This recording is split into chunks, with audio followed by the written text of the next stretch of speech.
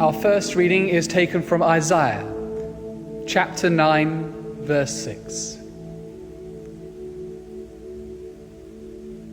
For the child has been born for us, a son given to us. Authority rests upon his shoulders, and he is named Wonderful Counselor, Mighty God, Everlasting Father, Prince of Peace. Our second reading is taken from the Gospel of Matthew, chapter 27, beginning at the 32nd verse. As they went out, they came upon a man from Cyrene named Simon. They compelled this man to carry his cross, and when they came to a place called Golgotha, which means place of a skull, they offered him wine to drink mixed with gall. But when he tasted it, he would not drink it. And when they had crucified him, they divided his clothes among themselves by casting lots. Then they sat over there and kept watch over him. Over his head they put the charge against him, which read, "This is Jesus, the King of the Jews." Then 2 bandits were crucified with him, one on his right and one on his left. Those who passed by derided him, shaking their heads and saying, "You who would destroy the temple and build it in 3 days, save yourself. For if you are the Son of God, come down from the cross."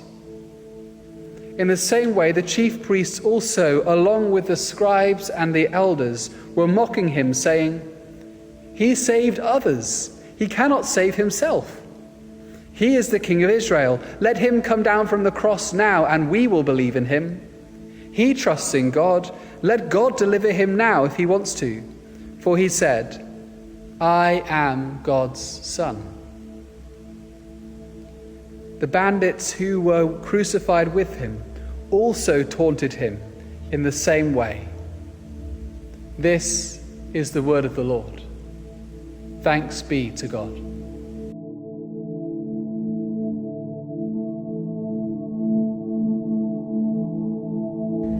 Wonderful Counselor, Mighty God, Everlasting Father, Prince of Peace.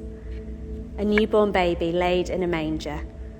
The Son of God, God with us, sent to save us from the darkness and bring us into a life of light. Jesus.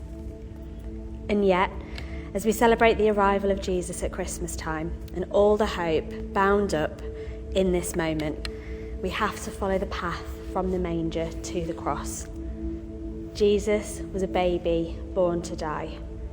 His birth points straight to the cross. A cross where Jesus, now grown, faced the most brutal, humiliating, excruciating death. Mocked, scorned, surrounded by sinners on either side. The King of Kings condemned to death, a death reserved for the lowest of the low.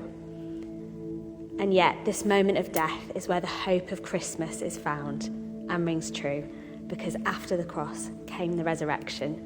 The Son of God, given to us, died for us and for our sins so that we can live as forgiven people. And 3 days later, he rose again. Death was defeated. And so we've been set free to know and to love Jesus for an eternity. Jesus has overcome the world, and Jesus is with us always to the very end of the age. So as we look back on a year gone by and look ahead at a year to come, let's turn to God in prayer and in worship, to sit in awe of his loving presence, to share our thanks, our joys, our hopes, our worries, our fears and our pains with him, to ask God to remind us of his comfort, his wisdom, his mercy, his majesty, his care, his perfect peace, and his never-ending presence. For to us a child is born, to us a son is given, and the government will be on his shoulders. And he will be called Wonderful Counselor, Mighty God, Everlasting Father, Prince of Peace. Hope has a name, and his name is Jesus.